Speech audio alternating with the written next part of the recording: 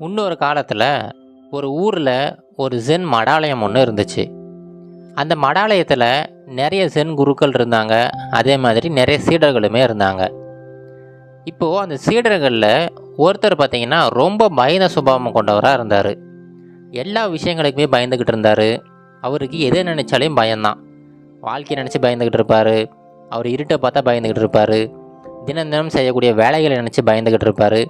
இந்த மாதிரி அவருடைய வாழ்க்கையில் எதை பார்த்தாலையும் அவருக்கு பயம் இருந்துக்கிட்டே இருந்துச்சு.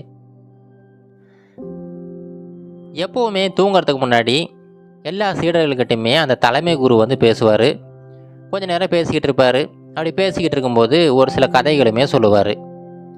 அதே போல் ஒரு நாள் எல்லா சீடர்களுமே அங்கே வந்து அமர்ந்திருக்காங்க. அவங்க முன்னாடி அந்த ஜென் குருவுமே பேச வராரு. இப்போது அந்த ஜென் குரு எல்லாருக்குமே பொதுவாக ஒரு கதை ஒன்று சொல்ல ஆரம்பிக்கிறாரு.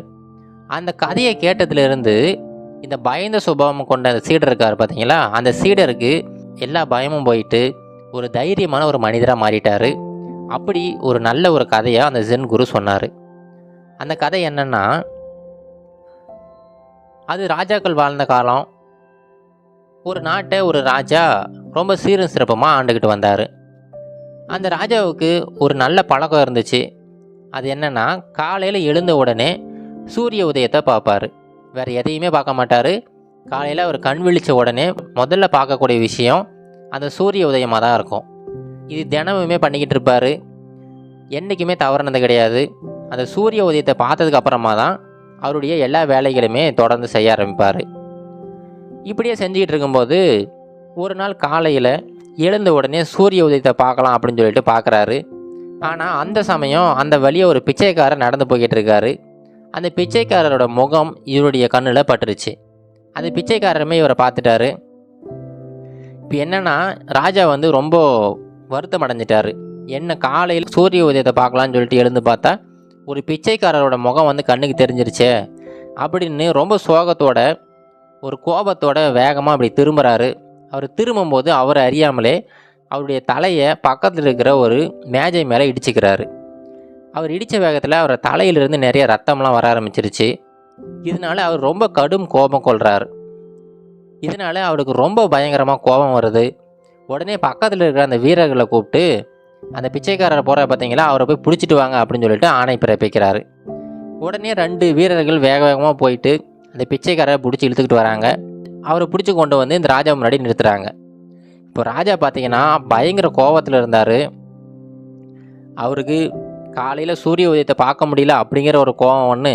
2வது, இந்த பிச்சைக்காரர் மூஞ்சில் முழிச்சதுனால முதல்லையே சரியான அடி வாங்கிட்டோம், அதுவும் ரத்த காயம் வேறு ஏற்பட்டுருச்சு அப்படின்னு ரொம்ப கோபம் அடைஞ்சிட்டார். இப்போ அந்த பிச்சைக்காரர்கிட்ட, நீ வந்து என்னை ரொம்ப கோபப்படுத்திட்ட, அதனால் உனக்கு வந்து மரண தண்டனை கொடுக்குறேன் அப்படின்னு சொல்லிட்டு அவர் தூக்கில் போடுறதுக்காக ஆணை பிறப்பிக்கிறாரு. பொதுவாக பார்த்தீங்கன்னா இந்த மாதிரி ஒரு இவ்வளோ பெரிய தண்டனை ஒருத்தர் கொடுத்தா அந்த மனிதர் கண்டிப்பாக பயந்துருவார். அதுவும் அவர் வந்து ஒரு ராஜா முன்னாடி இருக்கார். இவர் பார்த்தீங்கன்னா ஒரு பிச்சைக்காரர் தான். இந்த மாதிரி சூழ்நிலையில் அந்த பிச்சைக்காரர் நிலைமையில் நாம் இருந்தால் கூட ரொம்ப பயந்துருவோம். பயந்துட்டு கண்டிப்பாக ராஜா கிட்ட ரொம்ப மன்றாடி நம்மளுக்கு வந்து உயிர் பிச்சை கேட்டுக்கிட்டு இருந்திருப்போம். ஆனால் அந்த பிச்சைக்காரர் அந்த மாதிரி எதுவுமே செய்யலை. அதை விட்டுட்டு ரொம்ப சுலபமாக அவர் வந்து கொஞ்சம் சிரிக்க ஆரம்பிச்சிட்டாரு. அவர் சிரித்ததுமே ராஜாவுக்கு இன்னும் அதிகமாக கோபம் வர ஆரம்பிச்சிருச்சு. ஏப்பா, ஏன் சிரிச்சுக்கிட்டு இருக்க? உன்னை வந்து தூக்கில் போடுறதுக்காக ஆணை பிறப்பிச்சிருக்கேன். இன்னும் கொஞ்சம் நேரத்தில் நீ வந்து செத்து போயிடுவ. ஆனால் நீ அது தெரியாமல் சிரிச்சுக்கிட்டு இருக்கியே, உனக்கு என்ன பைத்தியமா அப்படின்னு சொல்லிட்டு அந்த ராஜா அந்த பிச்சைக்காரர்கிட்ட கேட்குறாரு. அதுக்கு அந்த பிச்சைக்காரர் சிரிச்சுக்கிட்டே சொல்கிறாரு, அது ஒன்றும் இல்லைம்மண்ணா, காலையில் நீங்கள் என்னுடைய முகத்தில் முழிச்சதுனால உங்களுக்கு வந்து ரத்த காயம் ஏற்பட்டுருச்சு. ஆனால் அதுவே என்னுடைய நிலைமையை கொஞ்சம் யோசிச்சு பாருங்கள். நானும் அப்போ தான் காலையில் எழுந்து நடந்து வந்துக்கிட்டு இருந்தேன். உங்கள் முகத்தை தான் முதல் முறையாக பார்த்தேன். இப்போ உங்கள் முகத்தை பார்த்ததுனால எனக்கு என்னுடைய தலையே போக போகுது, அதாவது எனக்கு உயிரே போக போகுது. அதை நினச்சி தான் சிரிச்சுக்கிட்டு இருந்தேன் அப்படின்னு சொல்லிட்டு அந்த பிச்சைக்காரர் சொல்கிறாரு. இந்த பிச்சைக்காரர் சொன்ன வாக்கியங்கள் மன்னருக்கு ரொம்ப பெரிய ஒரு தாக்கத்தை ஏற்படுத்திருச்சு. அப்போ தான் மன்னரே அவர் செஞ்ச தவறை உணர்றாரு. அதுக்கப்புறம் அந்த பிச்சைக்காரரை விடுதலை பண்ண சொல்லிடுறாரு. அன்னையிலிருந்து பார்த்தீங்கன்னா மன்னர் ரொம்ப நிதானமான ஒரு மனிதனாக மாறிட்டார். அடிக்கடி கோவப்படுறதை குறைச்சிக்கிட்டு ரொம்ப பொறுமையாக மக்களை ஆட்சி பண்ணிக்கிட்டு இருந்தார். இந்த கதையை சொல்லி முடிச்சுட்டு அந்த தலைமை குரு கரெக்டாக இந்த சீடரை மட்டும் பார்த்து, இங்கே பாருங்கப்பா, இந்த தைரியம் அப்படிங்கிறது எல்லாரோட மனசுலையுமே இருக்க வேண்டியது தான். இந்த தைரியத்தை மட்டும் நீங்கள் விட்டுட்டீங்கன்னா ஒரு சில சமயங்களில் உங்கள் உயிரே போகிறதுக்கான வாய்ப்புகள் ஏற்படும்.